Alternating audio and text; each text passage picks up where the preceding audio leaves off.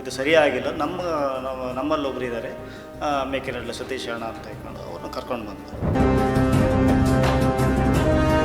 ಸುಮಾರು ಒಂದು 4 ವರ್ಷ ಆಯ್ತು. ಈಗ ನಮಗೆ ದಿನಾನು ಪೆಟ್ಟಿನ ಮೇಲೆ ಪೆಟ್ಟು ಇಲ್ಲಿದೊಂದು ಕಲ್ಲು ತಗೊಂಡು ಹೋಗಿ ಅಂತ ಮಾಡಿದ್ರು, ನಮ್ಮ ಸತೀಶ್ ಪಾತ್ರಿಗಳು ಅಂತ ಮಾಡಿದ್ರು. ಅಲ್ಲಿ ತಗೊಂಡೋಗಿ ನಾಗನ ಎದುರುಗಡೆ ಇಟ್ಟರು.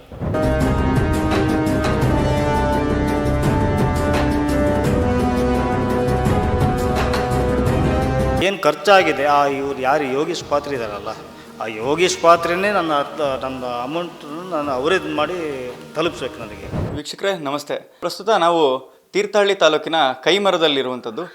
ಇಲ್ಲಿ ನಮ್ಮೊಂದಿಗೆ ಚಂದ್ರು ಅನ್ನುವಂಥವ್ರಿದ್ದಾರೆ. ಅವರು ಈ ಭಾಗದಲ್ಲಿ ಸ್ನೇಕ್ ಕ್ಯಾಚರ್ ಆಗಿ ಗುರುತಿಸಿಕೊಂಡೆ ಸುಮಾರು 2,500ಕ್ಕೂ ಹೆಚ್ಚು ಹಾವುಗಳನ್ನು ರೆಸ್ಕ್ಯೂ ಮಾಡಿರುವಂಥದ್ದು. ಸೊ ಅವ್ರು ನಮ್ಮ ಜೊತೆ ಇದ್ದಾರೆ. ನಾನು ಅವರನ್ನೇ ಡೈರೆಕ್ಟಾಗಿ ಮಾತಾಡಿಸ್ತೀನಿ. ಸರ್ ನಮಸ್ತೆ. ದೇವ್ರದ್ದು ಪ್ರತಿಷ್ಠಾಪನೆಗಳು ಈ ರೀತಿ ಒಂದಷ್ಟು ಮಾಡಿದ್ದೀರಾ. ಇದು ಯಾರು ಹೇಳಿದ್ದು, ಎಲ್ಲಿಂದ ಸ್ಟಾರ್ಟ್ ಆಯಿತು ಅಂತ? 4 ವರ್ಷದ ಹಿಂದೆ ನಾಗಪ್ರತಿಷ್ಠೆ ಮಾಡಬೇಕು ಅಂಥೇಳಿ ನಾಗಪ್ರತಿಷ್ಠೆ ಮಾಡಿಸಿದ್ವಿ. ನಂತರ ಇಲ್ಲಿ ನನ್ನ ತಮ್ಮ ಆದವನು ಮಂಜು ಅಂತ, ಎನ್ನಾರ್ಪುರ ಶೆಟ್ಟಿಕೊಪ್ಪ ಮಂಜು ನನ್ನ ತಮ್ಮ, ಅವನು ಬಂದಿದ್ದ ನಮ್ಮ ಮನೆಗೆ. ಬಂದವನು ನಾಗಪ್ರತಿಷ್ಠೆ ಆದಮೇಲೆ ಇದು ನನಗೆ ಸರಿ ಅನ್ನಿಸ್ತಾ ಅಂತ ಕೇಳ್ದ. ಹಾಂ ಸರಿ ಆಗಿದೆ ಅಂತಕೊಂಡು ನಾನು ಹೇಳಿದೆ. ನಂತರ ಅವನು ಒಂದು ತಿಂಗಳು ಬಿಟ್ಟು ಒಂದು 15 ದಿವಸ 20 ದಿವಸದಲ್ಲಿ ಇಲ್ಲ ಇದು ಸರಿಯಾಗಿಲ್ಲ, ನಮ್ಮಲ್ಲಿ ಒಬ್ಬರು ಇದ್ದಾರೆ ಮೇಕೆನಹಳ್ಳಿ ಸತೀಶ್ ಅಣ್ಣ ಅಂತ ಹೇಳ್ಕೊಂಡು ಅವ್ರನ್ನ ಕರ್ಕೊಂಡು ಬಂದು ಅವರೆಲ್ಲ ಕಲ್ಕೊಟ್ಕ ದರ್ಶನ ಎಲ್ಲ ಮಾಡಿದರು. ದರ್ಶನ ಮಾಡಿ ಹೋದರು. ಅವ್ರು ಕಲ್ಕೊಟ್ಟ ದರ್ಶನ ಮಾಡಿ ಹೋದ್ಮೇಲೆ ಮತ್ತೆ ಏನಾಯ್ತಾ ಗೊತ್ತಿಲ್ಲ, ಅವರಿಗೆ ಏನಾಯ್ತು ಅಂತ ಗೊತ್ತಿಲ್ಲ, ನನ್ನ ತಮ್ಮನಿಗೆ ಮತ್ತು ಅವರಿಗೆ. ಆಮೇಲೆ ಅವರು ದರ್ಶನ ಮಾಡಿ ಹೋದ ನಂತರ ನೆಕ್ಸ್ಟು ಒಬ್ಬರು ಬಂದರು, ಯೋಗೀಶ್ ಪಾತ್ರಿ ಅಂತ. ಅವನಲ್ಲಿ ಸೀತೂರು ಕುದುರೆಗುಂಡಿ ಸೀತೂರು ಅಲ್ಲೇ ಆಜುಬಾಜೆಲ್ಲ ಇರೋದು. ನಾನು ಹೋಗಲಿಲ್ಲ, ನನಗೆ ಗೊತ್ತಿಲ್ಲ.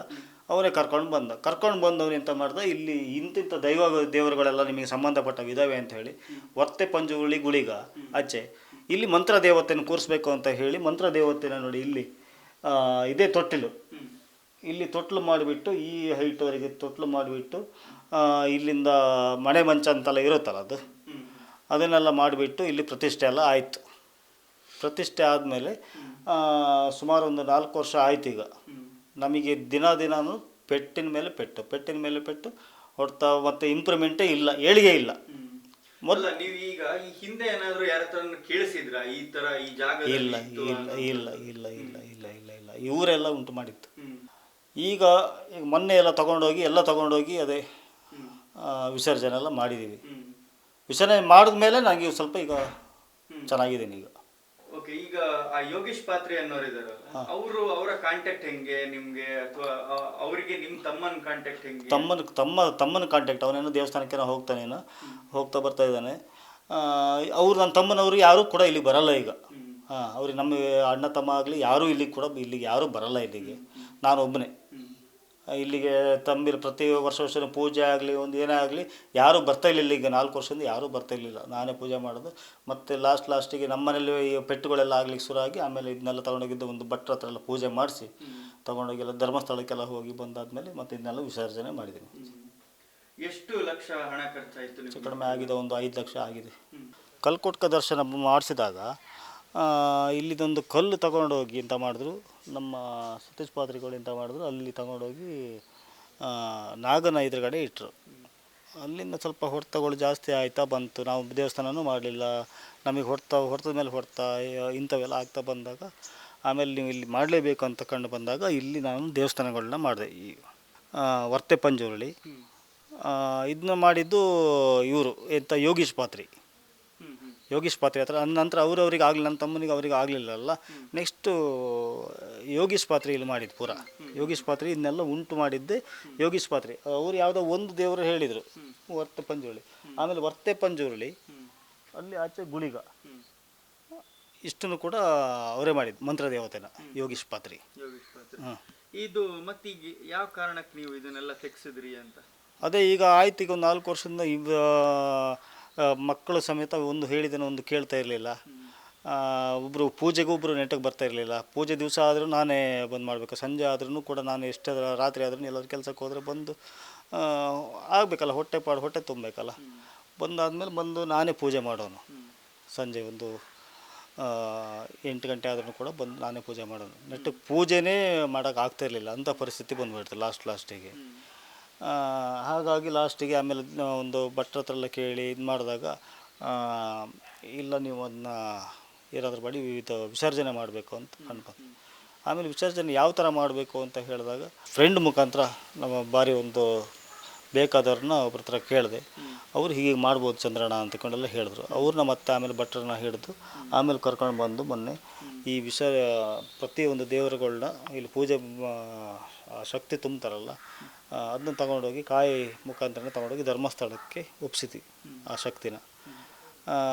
ಆಮೇಲೆ ಬಂದುಬಿಟ್ಟು ಇಲ್ಲಿದ್ದು ಮನೆ ಮಂಚಗಳೆಲ್ಲ ಇರ್ತಾವಲ್ಲ, ಮನೆ ಮಂಚಗಳನ್ನೆಲ್ಲ ತಗೊಂಡೋಗಿ ವಿಸರ್ಜನೆ ಮಾಡಿದ್ವಿ. ನಿಮಗೆ ಈಗ ಅನಿಸುತ್ತಾ, ಅಂದರೆ ಈಗ ಇಲ್ಲದೆ ಇರೋ ಒಂದು ದೇವಸ್ಥಾನನ ಸೃಷ್ಟಿ ಮಾಡಿ ಅದಕ್ಕೆ ಸರಿಯಾದ ಕ್ರಮದಲ್ಲಿ ಪೂಜೆ ಮಾಡಲಿಕ್ಕಾಗದೆ ಈ ಕ್ಲೋಸ್ ಮಾಡೋದು ಇದೆಲ್ಲ, ಅಂದರೆ ಈಗ ಇವ್ರುಗಳು ಈ ಪಾತ್ರೆಗಳು ಅಂತ ಹೇಳ್ಕೊಂಡವರು ಅವರೇ ದಾರಿ ತಪ್ಪಿಸಿದ್ದಂತ ಅನ್ಸುತ್ತಾ? ಹೌದು, ಪಕ್ಕ 100% ದಾರಿ ತಪ್ಪಿಸಿದ್ದು. ಅಲ್ಲಿ ಧರ್ಮಸ್ಥಳದಲ್ಲಿ ಪಾರಿಪತ್ಯದಾರರು ಅದನ್ನೇ ಹೇಳಿದ್ರು. ಈಗ ಇದನ್ನು ನಿಮಗೆ ಉಂಟು ಮಾಡಿ ಬೇಕಂತಲೇ ಉಂಟು ಮಾಡಿ ಹೇಳಿದಾರಲ್ಲ, ಅದು ಅವರವರಿಗೆ ಹೋಗಿ ಹಿಡ್ಕೊಳ್ಳಿ ಅಂತ ಹೇಳಿ. ಈಗ ನೀವು ಒಂದಿಷ್ಟು ಖರ್ಚು ಮಾಡಿದ್ದೀರಾ, ಸುಮಾರು 5-6 ಲಕ್ಷ ರೂಪಾಯಿ ಅಂತ ಹೇಳಿದ್ರಿ. ಅದೇ 5-6 ಲಕ್ಷ ಒಂದು ಫ್ಯಾಮಿಲಿಗೆ ಒಂದು ಫ್ಯಾಮಿಲಿ ನಿಲ್ಲಿಕ್ಕೆ ಹೆಲ್ಪ್ ಆಗ್ತಾಯಿತ್ತು. ಅಷ್ಟರಲ್ಲೇ ನನ್ನ ಮಕ್ಕಳಿಗೆ ದೇವ್ರನ್ನ ಮಾಡಿದ್ದು. ನನ್ನ ಮಕ್ಕಳದ್ದು ವಿದ್ಯಾಭ್ಯಾಸನೂ ಹಾಳಾಯಿತು. ಕಟ್ಟಲಿಕ್ಕೆ ಫೀಸಿಗೆ ದುಡ್ಡು ಇರ್ತಾಯಿಲ್ಲ, ಅಷ್ಟು ಕಷ್ಟ ಆಗಿಬಿಡ್ತು. ಈಗ ಏನು ಖರ್ಚಾಗಿದೆ, ಇವ್ರು ಯಾರು ಯೋಗೀಶ್ ಪಾತ್ರೆ ಇದ್ದಾರಲ್ಲ, ಆ ಯೋಗೀಶ್ ಪಾತ್ರೆನೇ ನನ್ನ ಅಮೌಂಟನ್ನು ನಾನು ಅವರೇ ಮಾಡಿ ತಲುಪಿಸ್ಬೇಕು ನನಗೀಗ. ಅರ್ಧಕ್ಕರ್ಧ ಯೋಗೀಶ್ ಪಾತ್ರೆನೇ ಹಾಳು ಮಾಡಿದ. ಈ ಯೋಗೀಶ್ ಪಾತ್ರೆಗೂ ಸತೀಶ್ ಪಾತ್ರೆಗೂ ಏನಾದ್ರು ಅಂದರೆ ಕಾಂಟ್ಯಾಕ್ಟ್ ಇದೆಯಾ? ಅಂದರೆ ಹಿಂದೆ ಏನೋ ಕಾಂಟ್ಯಾಕ್ಟ್ ಇತ್ತು, ರಿಲೇಷನ್ ಏನೋ ಇದೆ. ಮತ್ತೆ ಅವ್ರದ್ದು ಕಾಂಟ್ಯಾಕ್ಟ್ ನನಗೆ ಜಾಸ್ತಿ ಇದಿಲ್ಲ. ಸತೀಶ್ ಪಾತ್ರೆಯವ್ರ ಬಗ್ಗೆ ಒಂದಿಷ್ಟು ಆಪಾದನೆಗಳು ಬಂದಿರುವಂಥದ್ದು, FIR ಕೂಡ ದಾಖಲಾಗಿದೆ. ಅವರ ಮಾಡ್ತಿರೋ ಆಚರಣೆಗಳ ಬಗ್ಗೆ ತುಳುನಾಡಿನ ದೈವಾರಾಧಕರು ಕೂಡ ವಿರೋಧ ವ್ಯಕ್ತಪಡಿಸಿದ್ದಾರೆ. ಈ ಸಂಸ್ಕೃತಿ ನಮ್ಮಲ್ಲಿಲ್ಲ, ಈ ಆಚಾರ ವಿಚಾರಗಳು ನಮ್ಮಲ್ಲಿಲ್ಲ ಅನ್ನುವಂಥದ್ದು ಹೇಳಿದ್ದಾರೆ. ಇದಾದ ನಂತರ ಈಗ FIR ದಾಖಲಾಗೋಕ್ಕಿಂತ ಮುಂಚೆ ಇರ್ಬೋದು, ಒಂದಿಷ್ಟು ವಿಡಿಯೋಗಳು ವೈರಲ್ ಆಯಿತು ಅವರ ಬಗ್ಗೆ ಆಪಾದನೆಗಳು. ಅದರ ಮೇಲೆ ಏನಾದರೂ ನಿಮ್ಗೆ ಕಾಂಟ್ಯಾಕ್ಟ್ ಮಾಡಿದ್ರಾ ಸತೀಶ್ ಪಾತ್ರೆಯವರು ಅಂತ? ಮೊನ್ನೆ ಒಂದು ಸರಿ ಅವರಿಗೆ ಸಂಜೆ, ಆ್ಯಕ್ಚುಲಿ ಶನಿವಾರ ಸಂಜೆ ಇರಬೇಕು, ನಾನು ಅವ್ರಿಗೆ ಕಾಲ್ ಮಾಡಿದೆ. ಯಾವುದೋ ಇದರಲ್ಲಿ ಮೊಬೈಲೆಲ್ಲ ಬಂದಾಗ ಅವ್ರಿಗೆ ಕಾಲ್ ಮಾಡಿದಾಗ ಇಲ್ಲ ಮಾರೆ, ನೀವು ನಾಳೆ ಒಂದು 10 ಗಂಟೆಗೆ ನೀವು ಬರಲೇಬೇಕು ಅಂತ ಹೇಳಿದ್ರು. ಆ್ಯಕ್ಚುಲಿ ನನಗೆ ಬೇರೆ ಕಡೆ ಎಲ್ಲ ಹೋಗ್ಲಿಕ್ಕಿತ್ತು, ಹೋಗೋಕೆ ಆಗಿರಲಿಲ್ಲ. ಆ್ಯಕ್ಚುಲಿ ಭಾನುವಾರ ಬರಲೇಬೇಕು ಅಂತ ಹೇಳ್ಕೊಂಡು ಒಂದು ಮೀಟಿಂಗ್ ಇದೆ, ಬರಲೇಬೇಕು ಅಂತ ಹೇಳಿದರು. ನಾನು ಹೋಗಲಿಲ್ಲ ಅಲ್ಲಿಗೆ.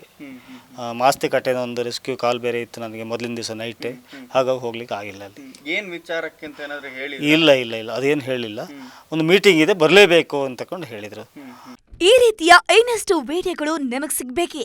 ಹಾಗಾದ್ರೆ ಈಗಲೇ ನ್ಯೂಸ್ ಮಲ್ನಾಡ್ ಚಾನೆಲ್ನ ಸಬ್ಸ್ಕ್ರೈಬ್ ಆಗಿ, ಕೆಳಗಿರೋ ಸಬ್ಸ್ಕ್ರೈಬ್ ಬಟನ್ ಮೇಲೆ ಕ್ಲಿಕ್ ಮಾಡಿ ಉಚಿತವಾಗಿ ಸಬ್ಸ್ಕ್ರೈಬ್ ಆಗಿ. ನಿಮ್ಮ ಒಂದೊಂದು ಸಬ್ಸ್ಕ್ರೈಬ್ ಕೂಡ ನಮಗೆ ಬೆಂಬಲ, ಸ್ಫೂರ್ತಿ.